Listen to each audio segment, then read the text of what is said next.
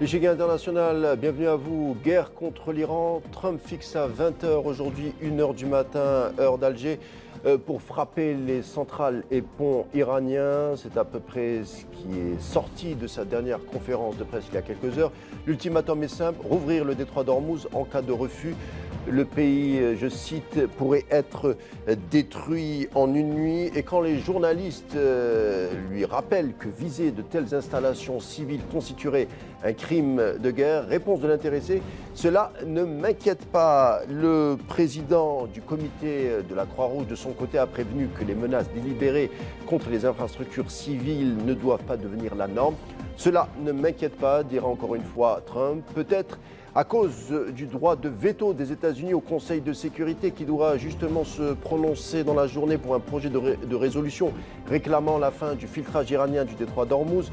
En tout cas, c'est le troisième ultimatum du genre signé par le président Trump, avec ceux du 22 mars et 5 avril. Sur le terrain, des avions US sont abattus. Que cache d'ailleurs véritablement la mission des 200 soldats américains à Ispahan, non loin du site nucléaire de Natanz? Les Russes, de leur côté, évacuent leurs techniciens à Boucher à cause d'une rumeur de fuite radioactive. Prenons les nouvelles sur place avec une personne justement avec qui on parlera à partir de Téhéran. À tout de suite.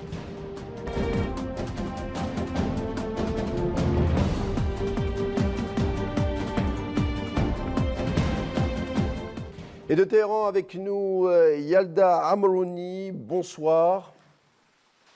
Bonsoir, Monsieur Bouaziz, ravi d'être avec vous aujourd'hui. Le plaisir est partagé. Journaliste algéro-franco-iranienne, présentatrice pour la chaîne Presse TV. Bienvenue encore une fois. Merci beaucoup. Des bombardements donc ont eu lieu à Téhéran encore cette nuit. On va en parler, mais la première question qu'on a envie de vous poser: comment allez-vous et comment vont les Téhéranais en ces temps de guerre? Écoutez, les bombardements viennent de reprendre. J'ai traversé la ville alors qu'il y avait déjà les bombardements pour pouvoir participer à cette émission. Les bombardements n'ont pas cessé ces 2 derniers jours. Encore ce matin, ils ont touché une synagogue. Alors, de la part de l'entité sioniste ou même des États-Unis qui disent vouloir protéger tout individu qui pourrait être contre l'Iran. Eh bien, je trouve ça extrêmement surprenant. Pourquoi avoir touché une synagogue? Même tout site religieux, je trouve ça inadmissible. Et là, ce matin, on s'est réveillé avec l'information. On pense aussi que les rails ont été touchés. Bref, les informations, ils continuent à vouloir démolir ce que l'Iran a mis du temps à construire, du temps avec ses propres techniciens, sous sanction. Donc la valeur en est que plus importante quand on se construit par nous-mêmes, par le biais du peuple, son pays. Voir tout cela détruit, les gens ne sont pas démoralisés, mais sont très atteints par ces destructions. Ils savent qu'ils vont pouvoir reconstruire, bien entendu, parce que comme ils l'ont indiqué, quand le pont B1 à côté de Téhéran, celui qui va vers Karaj, a été démoli, ou en tout cas endommagé très gravement, eh bien les Iraniens, on dit les ingénieurs sont iraniens, on arrivera à reconstruire. Alors oui, la reconstruction se fera, mais les Iraniens pleurent quand même. Merci encore une fois, Madame Yalda Amrouni, d'avoir pris le temps de nous accorder, vu les circonstances, c'est-à-dire la guerre. Merci encore une fois, merci de votre rend hommage à votre courage. On le disait, Trump menace cette nuit, une nuit de déchaînement de bombes visant les infrastructures civiles si le détroit d'Ormuz n'est pas ouvert. Ce soir, 1 h du matin, heure d'Alger. Comment est perçue sur place cette menace émanant du président américain? Alors déjà, le détroit d'Ormuz n'est pas fermé pour tout le monde, puisqu'on sait que plus d'une dizaine de navires sont passés, des navires turcs, des navires français, des navires d'autres pays, de la Malaisie. Il faut vous rappeler quand même que l'Iran ne demande pas grand-chose finalement et demande de la sécurité. Il faut rappeler que le détroit d'Ormuz sert aux Américains pour faire venir leur matériel jusque dans les pays limitrophes de l'Iran. La demande iranienne n'est pas saugrenue, loin de là. Elle est assez logique. Il suffit de voir les réactions des Américains ou des Européens face à tout danger qui viendrait aux alentours de leurs frontières. Je pense à Cuba, je pense à la Russie et aux actions de l'OTAN. Tout ça, on a déjà vu les réactions donc occidentales face à tout danger qui viendrait aux alentours de leurs frontières. Donc, ce que demande l'Iran n'est pas extrêmement dur à comprendre. Et le fait d'ailleurs que l'Iran ait rejeté de nouveau les propositions américaines, c'est parce que ce n'est pas suffisant sur le long terme pour assurer le fait qu'en reconstruisant, l'Iran ne se reconfrontera pas de nouveau à une autre guerre qui viendrait encore une fois tout détruire. Et je vous rappelle qu'on parle d'un peuple. Nous parlons ici de 80 millions de personnes vivant depuis plus de 20 ans sous sanctions, sous le danger permanent de conflits armés.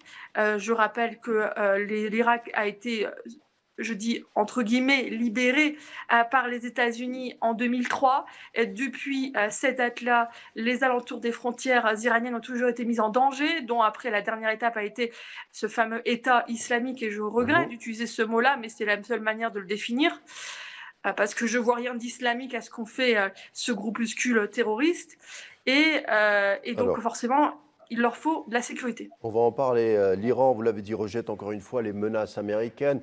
Mehdi Mohammadi, par exemple, le conseiller stratégique du président du Parlement iranien, répondra à l'Américain Trump. C'est Trump qui a environ 20 heures pour soit se rendre, soit ses alliés nous retourneront, eux, à l'âge de pierre. Nous ne reculerons pas. Une synagogue, vous l'avez dit, a été bombardée cette nuit, environ à 3 heures du matin. En tout cas, c'est ce que vous nous avez rapporté et confirmé. Alors, on dit que 200 000 personnes auraient quitté Téhéran depuis le début de la guerre. On évaluerait à combien environ le nombre de victimes iraniennes depuis le 28 février dernier? Oh, honnêtement, je serais incapable de vous le dire parce que déjà, en situation de guerre, on sait que des bombes ont été utilisées par les Américains qui ont détruit d'une manière extrêmement importante les habitations, c'est-à-dire il n'en restait plus rien après les bombardements. Donc aller chercher les corps dans ce genre de situation, c'est extrêmement difficile. Je pense que nous ne pourrons pas définir bien après la guerre le chiffre exact du nombre de morts. Mais sachez une chose, c'est que des civils ont bien été touchés dès les premiers jours de la guerre. Sachez une chose, que c'est aussi des ambulanciers, des médecins, des infirmiers qui sont touchés. Sachez aussi que le peuple, quelle que soit son opinion du gouvernement, voit bien les crimes qui ont été commis et qui sont commis. La colère gronde parmi les Iraniens qui ne comprennent pas en fait pourquoi on leur en veut autant. Quel que soit le chiffre des martyrs, puisqu'on les appelle les martyrs ici, toute personne tombée au combat, qui ait l'arme au poing ou non, est un martyr ici, eh bien, on les pleurera après, bien que, comme je vous l'ai dit il y a un instant, ça commence à toucher très moralement les Iraniens. Ça ne les fait que se convaincre de manière supplémentaire qu'il ne faut pas faire confiance aux Américains, soi-disant venus les protéger, soi-disant venus les aider. Ils ne voient pas d'aide là-dedans parce que ce sera aux Iraniens de reconstruire leur pays. Malgré les bombardements américano-sionistes, le nationalisme iranien ne s'est jamais mieux porté. À voir les images, en tout cas, des rassemblements dans certaines villes iraniennes. On rappelle, il y a eu environ 16 000 frappes du côté américain contre l'Iran. Au début de la guerre, il y avait par exemple 1 million d'Iraniens portés volontaires pour défendre le pays. Aujourd'hui, on dit qu'il serait entre 12 et 14 millions d'après les inscriptions. Est-ce que vous confirmez ? Moi, j'avais entendu jusqu'au chiffre de 11 à 12 millions. Alors, il est vrai que les chiffres augmentent très, très vite, de manière exponentielle. Je vous rappelle que les enregistrements officiels où le gouvernement a demandé, proposé plutôt, parce qu'il n'y a pas eu de demande, il y a eu une proposition de venir s'inscrire sur les listes. C'est fait il y a environ une semaine et demie, 2 semaines. Donc imaginez, ça fait vraiment une date très, très proche et on en est déjà à autant de millions. Donc je ne serais pas étonnée que depuis le moment où je me suis renseignée, les chiffres aient aucun augmenté. Mais sachez aussi que je ne suis pas sûre que ces chiffres comprennent également les manifestants dans les rues. Donc il pourrait tout à fait être possible que ces chiffres soient plus importants puisque si les manifestants n'ont pas signé et qu'ils sont dans la rue, donc il y a une volonté populaire plus importante. Il y a le président Trump qui a fait la conférence de presse, bien entendu. À côté de lui, il y a quelques heures, il y a eu le général d'état-major Dan Kane, justement, qui rend hommage de manière subrepticement, il rend hommage au nationalisme iranien, puisqu'il dit par rapport à la fameuse opération de récupération du pilote, on va en parler, du pilote américain, il dit chaque Iranien qui avait un petit pistolet tiré sur nous. En tout cas, il y a une chose qui est sûre, Yalda Amlouni, c'est qu'au niveau du narratif, les Américains ont perdu. Oui, ils font tout pour démolir ce qui s'est réellement passé lors de cet événement qui est digne de Top Gun d'ailleurs. Quand on regarde Trump être fier du nombre d'avions, d'hélicoptères donnés pour soi-disant sauver un homme et être fier de sa narration alors que ça te paraît complètement loufoque qu'une telle situation se soit présentée dans une situation de guerre sur un terrain inconnu parce que je rappelle que les Américains ne connaissent pas très bien le territoire iranien puisque l'Iran et les États-Unis ne sont pas amis depuis très longtemps. Donc c'est une zone qu'ils ne connaissent pas et ils ont mis autant d'engagement militaire sur ce territoire pour seulement un soldat.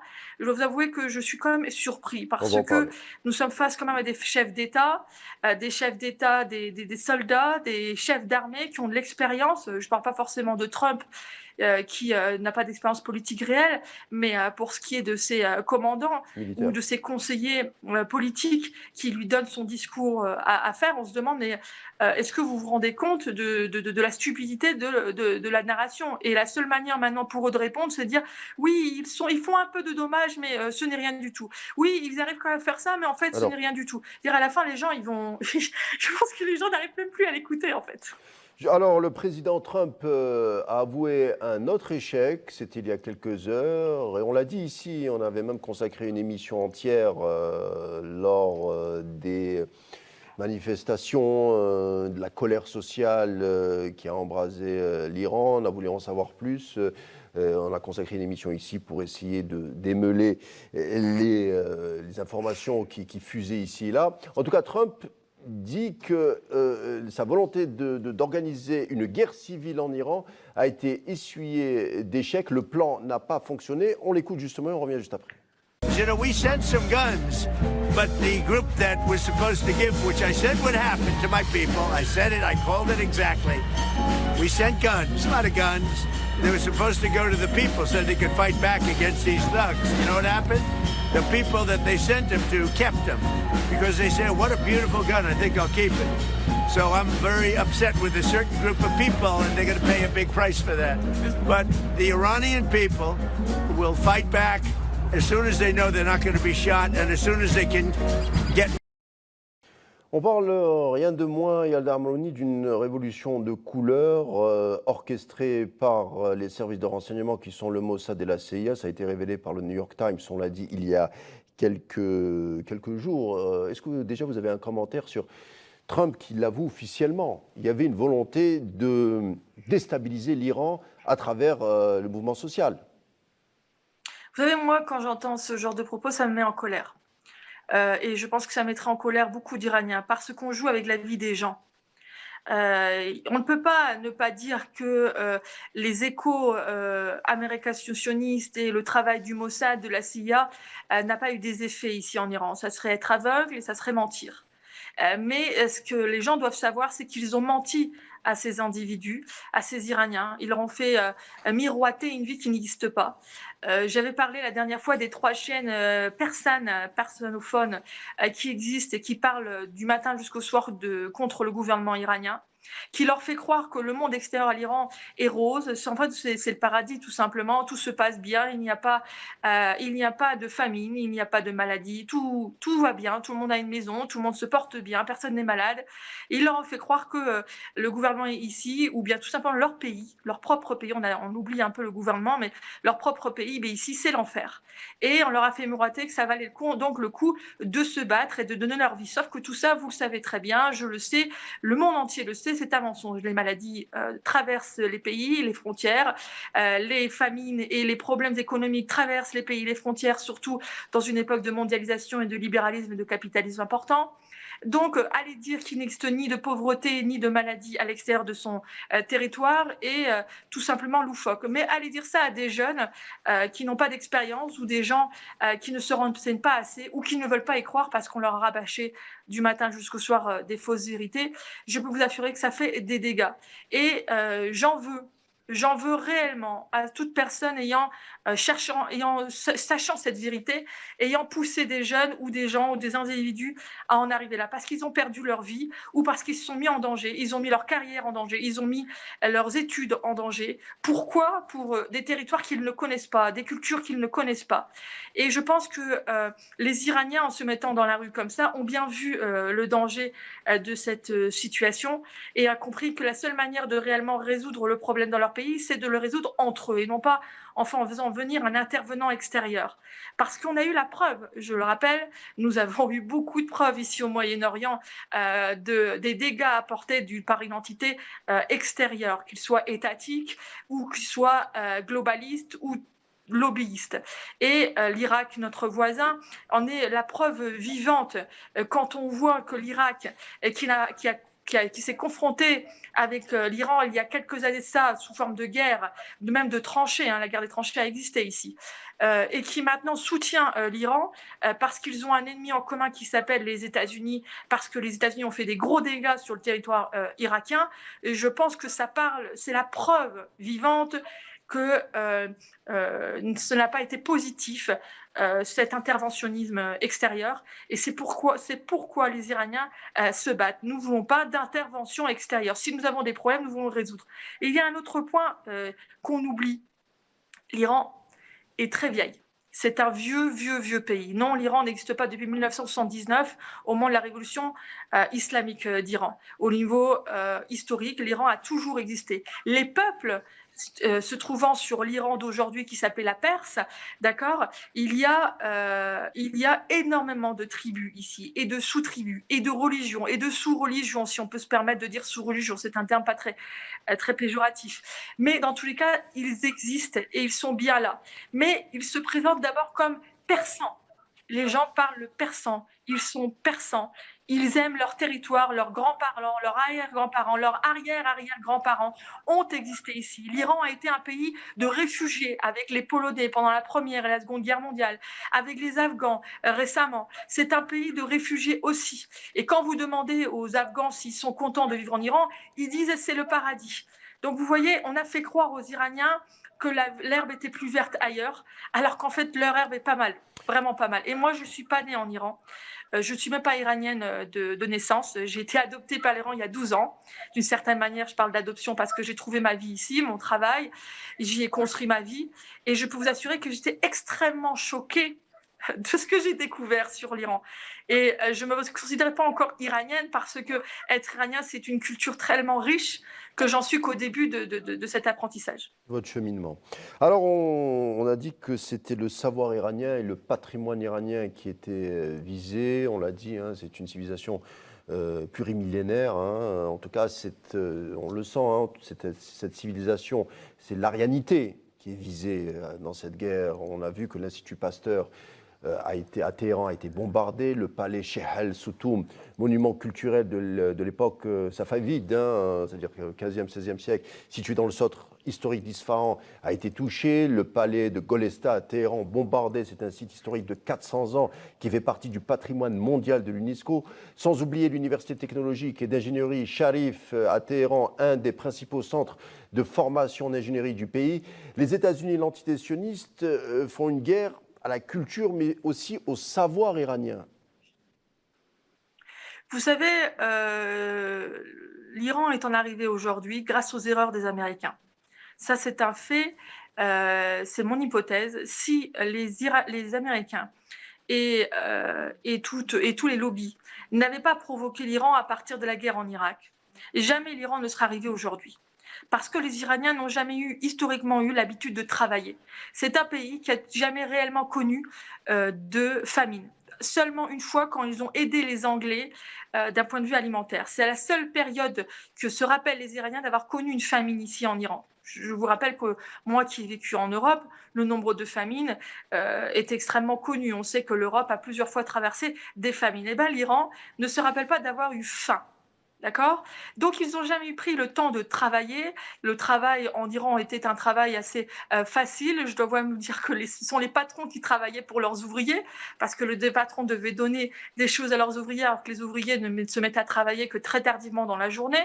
Donc, ce n'est pas un peuple qui était là pour travailler. Ce n'est pas un peuple qui a pris l'habitude de travailler. Ce sont les erreurs américaines qui ont provoqué les Iraniens et qui se sont mis à penser, à structurer, à industrialiser. Ce sont les différentes erreurs de guerre, de sanctions, d'embargo qui ont provoqué les Iraniens, qui sont extrêmement fiers du fait de leur culture et de leur histoire très ancienne. Donc, se plier à la volonté de quelqu'un, ça ne fait pas partie de leur patrimoine génétique. Ça ne fait pas partie de leur patrimoine et de leur mentalité. Et alors, tout simplement, ils se sont mis à s'organiser. Ils se sont mis à organiser leur savoir, à savoir qui est le professeur, où il va, qu'est-ce qu'il fait. Ils ont commencé à se faire des étudiants, comprenant qu'il fallait avoir des générations d'étudiants et de professeurs, et non pas que tout tombe sur un seul individu. Et ça, tout ça, ce sont dus aux erreurs provoquées par les Américains. L'Iran ne serait pas arrivé là sans les belles sanctions que Trump a réservées aux Iraniens il y a quelques années. Comme on dit, à quelque chose, malheur est bon. C'est en tout cas ce que le dicton dit. Alors, dans ces heures tragiques de guerre, la famille iranienne, la grande famille civilisationnelle iranienne se réunit et c'est une note d'espoir. C'est difficile d'en trouver en ce moment, mais quand même, il y a une note d'espoir. Beaucoup d'Iraniens reviennent au pays, parfois des opposants, comme le réalisateur iranien Jafar Panahi, qui retourne en Iran malgré la peine de prison encourue. On le rappelle, il a eu la Palme d'Or au Festival de Cannes. Jafar Panahi qui a déclaré, quand on lui a posé la question pourquoi il retournait en Iran, il répond « Je n'ai qu'un seul passeport, une seule patrie, je suis venu mourir pour elle ». Une grâce d'ailleurs a été accordée à Jafar Panahi. Il y a beaucoup de gens dans ce cas, c'est-à-dire des membres de la diaspora qui reviennent en Iran puisqu'ils ne veulent pas voir leur pays souffrir à distance. J'ai vu des gens après la guerre des 12 jours revenir, et c'est-à-dire des familles qui m'ont dit oui, telle personne de ma famille est revenue parce qu'on sait que une prochaine vague de conflit va arriver en Iran et ils ne veulent pas être coupés de leur famille. Donc oui, les Iraniens sont revenus parce que, vous savez, c'est leur terre. C'est leur terre. De manière générationnelle depuis des centaines d'années.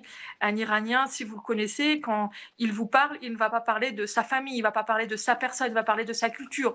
Son hospitalité vient d'une culture millénaire qu'on appelle le tarouf, qui se fait une fierté de montrer à chaque invité, notamment étrangers, surtout même étrangers, pour bien leur prouver qu'ils sont cultivés et faisant partie d'un héritage très ancien.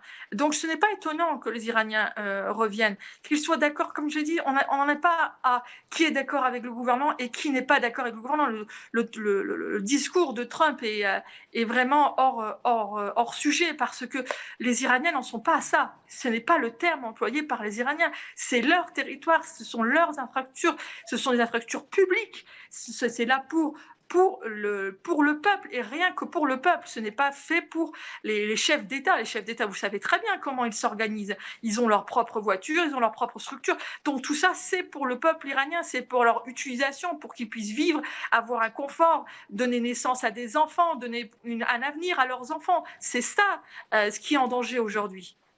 Merci Yalda Amoni, merci pour votre témoignage bouleversant. Faites attention à vous, vous nous parliez de Téhéran. Vous êtes journaliste algéro-franco-iranienne, présentatrice pour la chaîne Presse TV. Écoutez, on vous souhaite beaucoup de courage et on espère vous parler très bientôt. Faites attention à vous. Merci beaucoup et merci de votre invitation. À très bientôt, j'espère aussi. Ce fut un plaisir. L'échiquier international se conclura ici. Merci de nous avoir prêté attention. Je vous laisse avec la suite des programmes sur Al 24 News et vous dis à samedi.